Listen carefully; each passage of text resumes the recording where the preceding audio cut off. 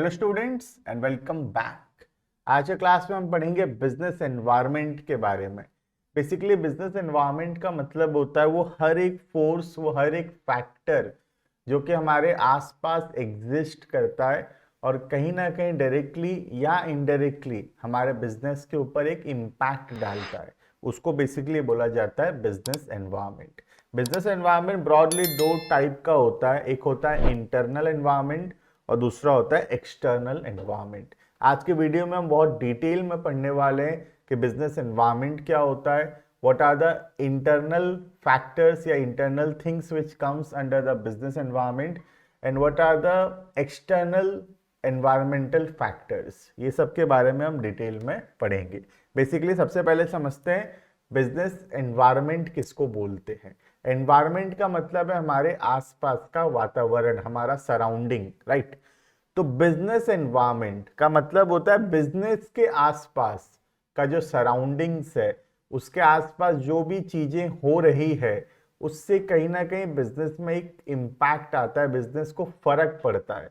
तो ये सब हमारे आसपास के चेंजेस को, आसपास की चीजों को जब तक हम नहीं समझेंगे तब तक हम अपने बिजनेस के बारे में जो है नहीं समझ पाएंगे और हम अच्छे डिसीजंस नहीं ले पाएंगे। तो बेटर डिसीजन मेकिंग करने के लिए एक ऑर्गेनाइजेशन को अपने आसपास के एनवायरनमेंट के बारे में जानना जरूरी है। That is basically called as the business environment. ठीक है, देखना। The term business environment means all the factors, forces and institutions which are external to and beyond the control of an individual business enterprise but which exercises a significant influence, जो कि हमारे control में तो नहीं है लेकिन हमको उससे फर्क पड़ता है, on the functioning and growth of the individual enterprises, right? Now, Kate Davis defines business environment as the aggregate of all the conditions, events and influences that surround and affect business। तो basically हमारे आसपास जो कुछ भी हो रहा है जिससे हमारे बिजनेस को इम्पैक्ट पड़ता है। According to Baird O. Wheeler, business environment refers to the total of all the things external to firms and industries which affect the organization and operations। Basically ये दो तीन डेफिनेशन है बिजनेस एनवायरनमेंट के बारे में। आगे हम बढ़ते हैं, देखते हैं कंपोनेंट्स ऑफ बिजनेस एनवायरनमेंट। तो बिजनेस एनवायरनमेंट के बेसिकली दो कंपोनेंट्स हैं, एक हो गया उसका इंटरनल एनवायरनमेंट और दूसरा हो गया एक्सटर्नल एनवायरनमेंट। तो business environment comprises of two environment, internal and external. ठीक है, सबसे पहले शुरू करेंगे इंटरनल। जैसे कि नाम से पता चल रहा है, इंटरनल का मतलब होता है जो कि हमारे ऑर्गेनाइजेशन के विद इन है, जो कि हमारे ऑर्गेनाइजेशन के अंदर की चीजें हैं और जो कि हमारे कंट्रोल में है। तो इंटरनल एनवायरनमेंट बेसिकली हमारे कंट्रोल में होता है क्योंकि वो विद इन द ऑर्गेनाइजेशन है। हमारे ऑर्गेनाइजेशन स्ट्रक्चर कैसा है, उसमें क्या पॉलिसीज है, क्या रूल्स रेगुलेशंस है, क्या फैसिलिटीज है, क्या रिसोर्सेस है, ये सब के बारे में है जो कि बहुत हद तक एक बिजनेस के कंट्रोल में है। तो इंटरनल एनवायरनमेंट हमारे कंट्रोल में होता है, लेकिन जो एक्सटर्नल एनवायरनमेंट है that is not in our control. ठीक है, देखना पहला internal environment. Internal environment refers to all the factors existing within a business firm। The internal factors are considered controllable, क्योंकि ये हमारे बिजनेस के अंदर की चीजें हैं तो ये कंट्रोलेबल है, because the enterprise has control over these factors। For example, a company can modify or alter its organizational structure, policy, programs, ये सबको हम चेंज कर सकते हैं, है ना। Physical facilities, marketing mix to suit the changes in the environment. और जो चेंजेस हो रहा है बिजनेस एनवायरनमेंट में उसके हिसाब से हम इन सब चीजों में चेंजेस ला सकते हैं। तो ये सब चीजें हमारे कंट्रोल में है। तो इंटरनल एनवायरनमेंट जो होता है वो कुछ हद तक कंट्रोलेबल है। However, enterprise may not sometimes have complete control। जैसे कि मैं बोला कुछ हद तक कंट्रोल में है, लेकिन ऐसा हो सकता है कि कंप्लीट कंट्रोल ना भी हो over all the internal factors. Internal environment impart strength और कॉजेस वीकनेस। तो इंटरनल एनवायरनमेंट या तो स्ट्रेंथ देगा या वीकनेस। स्ट्रेंथ का मतलब होता है जिस चीज में हम अच्छे हैं, हमारा इनहेरेंट कैपेसिटी जो है, जो हम जिस चीज में अच्छे हैं वो है हमारा स्ट्रेंथ। और हम जिस चीज में कमजोर है, हमारा इनहेरेंट लिमिटेशन जो है, दैट इज आवर वीकनेस। ठीक है। Internal environment imparts strength or causes weakness. A strength is an inherent capability of an enterprise which can be caused by gain strategic advantage over its competitor. On the other hand, weakness means an inherent limitation or constraint which creates a strategic disadvantage. तो strength का मतलब है ऐसी कुछ चीज जो हमारे अच्छा है, जो हम जिसमें बेहतर है और जो कि हमारे कॉम्पिटिटर से हमको बेहतर बनाता है, वो है हमारा स्ट्रेंथ। जैसे हमारा एम्प्लॉय अच्छे हैं, हमारा रिसर्च एंड डेवलपमेंट डिपार्टमेंट अच्छा है, हमारे पास रिसोर्सेस अच्छे हैं, ये हो गया स्ट्रेंथ। और वीकनेस हो गया हम जिस चीज में कमजोर है, जो हमको बाकियों से खराब बनाता है, बाकियों से पीछे करता है, दैट इज आवर वीकनेस। जैसे पैसा नहीं है बिजनेस के पास, या अच्छे रिसोर्सेस नहीं है, ह्यूमन रिसोर्सेस नहीं है, एम्प्लॉयज नहीं है, तो ये हो गया हमारा इनहेरेंट लिमिटेशंस, जिसको हम वीकनेस बोलते हैं। क्लियर है ये? This is all about the internal environment. Next आता है जो डिटेल में हम चलेंगे, पढ़ेंगे, वो है हमारा एक्सटर्नल एनवायरनमेंट। ठीक है, देखना। External environment consist of forces and factors outside an enterprise, जो कि हमारे बिजनेस के बाहर की चीजें हैं। The external forces are by and large beyond the control, ये हमारे कंट्रोल में नहीं है, of a firm, and are therefore regarded as uncontrollable, इसलिए हम उसको अनकंट्रोलेबल भी बोलते हैं। For example, a company is almost no control over national income, देश में कितना इनकम है, social forces, government policies, population etcetera, इन सब चीज़ों पे हमारा कंट्रोल नहीं है, तो ये सबको हम बोलते हैं एक्सटर्नल एनवायरनमेंट। ठीक है। However, sometimes a powerful corporation may be able to change some external factors. External environment creates opportunities and threat. तो एक्सटर्नल एनवायरनमेंट क्या क्रिएट करता है? Opportunity and threat. जैसे कि इंटरनल एनवायरनमेंट क्रिएट करता है स्ट्रेंथ एंड वीकनेस, वैसे external create करता है अपॉर्चुनिटी एंड थ्रेट। पढ़े भी हो गए मेरे हिसाब से, स्वॉट एनालिसिस बोलते हैं इसको, strength, weakness, opportunity and threat, जिसमें स्ट्रेंथ और वीकनेस जो है वो इंटरनल एनवायरनमेंट के फैक्टर्स हैं, और जो अपॉर्चुनिटी एंड थ्रेट है ये एक्सटर्नल एनवायरमेंटल फैक्टर्स हैं। ठीक है। An opportunity is a favourable condition whereas a threat is an unfavourable condition. तो पता ही हमको, अपॉर्चुनिटी मतलब बिजनेस एनवायरनमेंट में एक फेवरेबल कंडीशन होना, और थ्रेट का मतलब है एक अनफेवरेबल कंडीशन होना, that is called as threat. Clear है ये? Now we will read about internal environment. ठीक है, फिर इंटरनल पढ़ेंगे, उसके बाद पढ़ेंगे हम लोग एक्सटर्नल एनवायरनमेंट। ठीक है। देखना, इंटरनल एनवायरनमेंट, इंटरनल एनवायरनमेंट के अंदर क्या क्या आता है पढ़ते हैं। सबसे पहला आ गया कल्चर। एक ऑर्गेनाइजेशन के अंदर कैसा कल्चर है वो बहुत हद तक डिपेंड करता है कि एक बिजनेस कैसा परफॉर्म करेगा। ठीक है, देखना, the values, beliefs and attitudes of the founder and the top management of the company exercise a great influence on what the company stands.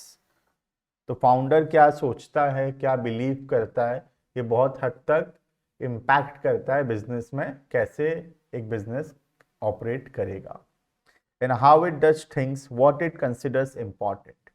When the value system is shared by all the members, the organization is likely to be more successful. The value system of Narayan Murthy and its acceptance by those at the helm of the affairs has been responsible for the high ethical standards at Infosys Technology. तो इन्फोसिस का example है जहाँ पे नारायण मूर्ति बहुत value करते थे, उनका एक वैल्यू सिस्टम था, एक बिलीफ था, उनका एक काम करने का तरीका था, और वो जब बहुत अच्छा होता है तो वो एक अच्छा पॉजिटिव वर्क कल्चर क्रिएट करता है ऑर्गेनाइजेशन के अंदर, जिससे काम अच्छे से हो पाएगा। Similarly, the strong cultures have contributed to success of Wipro Corporation and Tata Steel, formerly called as TISCO। पहले TISCO बोलते थे, अभी तो विप्रो और टाटा स्टील अलग अलग है, ठीक है। नेक्स्ट आता है मिशन एंड ऑब्जेक्टिव्स। एक ऑर्गेनाइजेशन का क्या मिशन है, क्या ऑब्जेक्टिव्स है, ये भी उसका इंटरनल एनवायरमेंटल फैक्टर्स है। देखना, the business philosophy and the purpose of company guides it's priority, business strategies, product market scope and development process. The mission of example their Reliance का Dhirubhai Ambani to make Reliance the biggest group in the private sector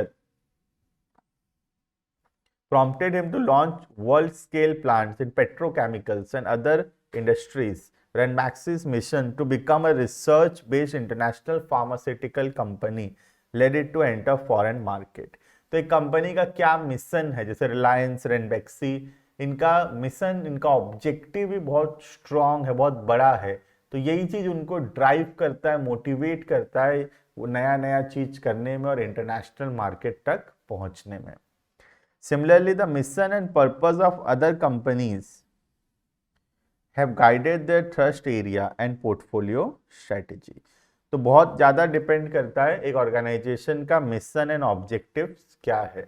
अगर mission and objectives बहुत अच्छा है, बहुत well explained है, achievable है, तो employees ज़्यादा मोटिवेट होते हैं उस काम को करने में। क्लियर है? Next, top management structure. The composition of board of directors. Top management में कैसे लोग हैं, बोर्ड ऑफ डायरेक्टर्स कैसे हैं, the degree of professionalism of management and the organizational structure of a company have important bearings on the business decisions।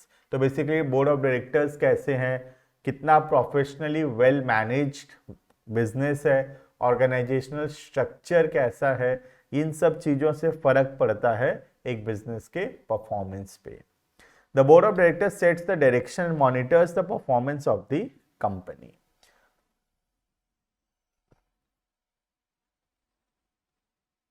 Companies having highly qualified and responsible boards outperform those lacking such board of directors। तो जो company में अच्छे board of directors होते हैं वो बाकी कंपनियों के कंपैरिजन में बहुत अच्छा परफॉर्म करते हैं।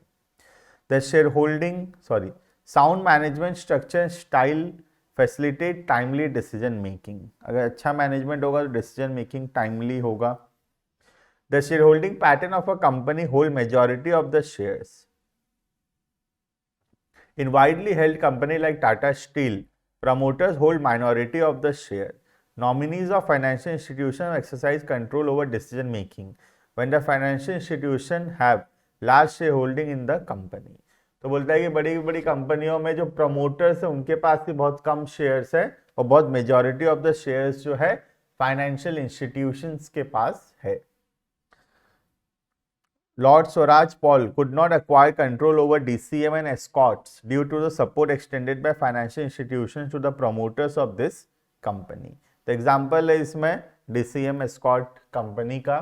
तो ये बेसिकली टॉप मैनेजमेंट स्ट्रक्चर हमको ये समझाना चाहता है ये पॉइंट कि हमारे जो ऑर्गेनाइजेशन में टॉप लेवल पे जो लोग हैं, जो कि हमारे बोर्ड ऑफ डायरेक्टर्स हैं, वो कैसे हैं। अगर उनका प्रोफेशनल है, बहुत बहुत वेल क्वालिफाइड हैं, अच्छा डिसीजंस लेते हैं, एक्टिव हैं, तो उससे एक ऑर्गेनाइजेशन के परफॉर्मेंस में फर्क पड़ता है। और वो ऑर्गेनाइजेशन जिसके बोर्ड ऑफ डायरेक्टर्स काफ़ी अच्छे होंगे, वो उन ऑर्गेनाइजेशन जिनके उतने अच्छे नहीं हैं उनसे बहुत आगे निकल जाएगा। क्लियर है ये? Next, power structure. The internal power relationship between board of directors and the chief executive is an important factor. The extent to which top management enjoys the support of shareholder and employee at different levels also have an important bearing on the decision making।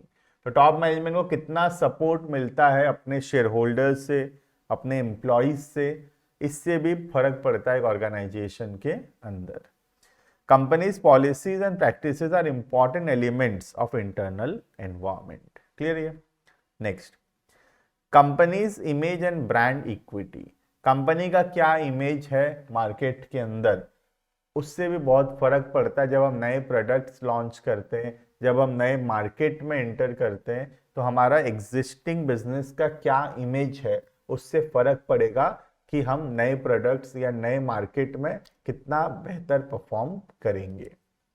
The image and brand equity of a company plays a significant role in raising finance, पैसा लाने में, forming alliances, alliances मतलब मिलजुल कर काम करना, choosing dealers and suppliers, launching new products, entering foreign markets etcetera.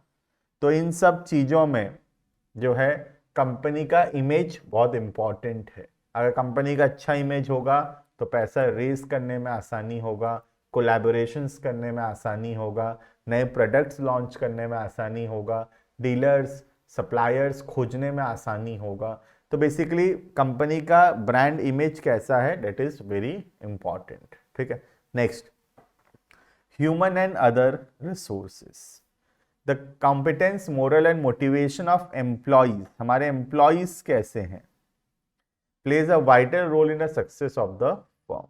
Tata Steel could easily carry out a large-scale modernization and restructuring. Some companies face great difficulty in carrying out such program due to strong resistance by employee and trade unions.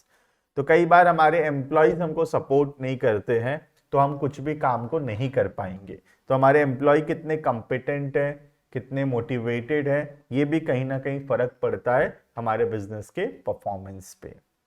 Financial position and capital structure, distribution system and marketing competency. तो human resource के साथ साथ other resources हमारे पास कैसे हैं, technology, research and development, physical asset, ये सब कैसा है, इन सब चीज़ों से भी फर्क पड़ेगा एक बिजनेस कैसा परफॉर्म करेगा और कितना सक्सीड होगा। क्लियर है ये? This is all about the internal environment. Internal environment के अंदर इतनी ही चीज़ें हैं, सारे फैक्टर्स हमको ध्यान से पॉइंट लर्न करना है और उसके अंदर एक अच्छा अंडरस्टैंडिंग डेवलप करना है। हो सकता है एग्जैक्टली पूरा लर्न करना डिफिकल्ट हो, लेकिन अगर हम ओवरऑल समझ गए हैं तो भी आराम से हो जाएगा। क्लियर है? This is all about the internal environment.